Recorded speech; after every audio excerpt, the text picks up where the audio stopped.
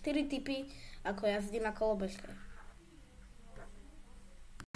Ako ste v názvu počuli, je teda aj z úvodu, bude to aj v názvu, 4 spôsoby, ako jazdiť na kolobežke. Takže, ja tu mám svoju novú kolobežku, Elan Boska Panikóry, a dneska si ukážeme 4 spôsoby.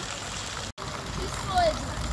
Prvý spôsob je samozrejme strítovanie, čokoľvek, ulicia, napríklad, neviem, tu to dá tieto schody, ja už som to skúšal, tieto easy, môžete vyskakovať na hento a to je všetko bez striku. Druhá metóda je samozrejme park. Ja teda nie som v tých parku, takže vám moc z toho neukážem, proste krouty, výstupy, celoviky, ako celový buchín, bríčka, kiklesy, všetko také trikové, to je také všetko z druhého.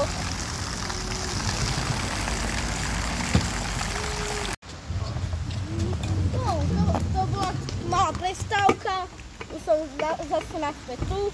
A tretia metóda je tiež podobná so streetom, ale tam ako že veľké skákanie, že tie ťažké kolobežky, tie 5-kilovky, streetové, treba sa naučiť za tých pár mesiacov vysoko skákať, tak môj treba si to cvičiť senča, neviem, preskakovať rôzne prekážky, kanále. To bola tretia metóda.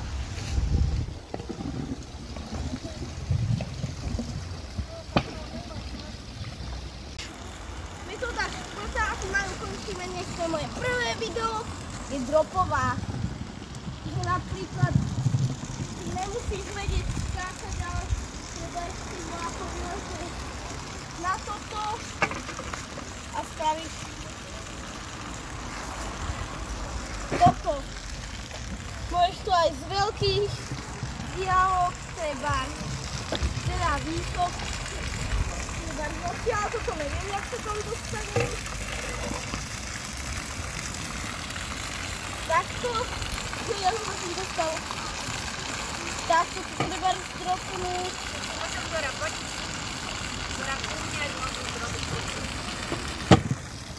Takto, to bola štvrtá tá metóda a posledná tohto videa. Čau.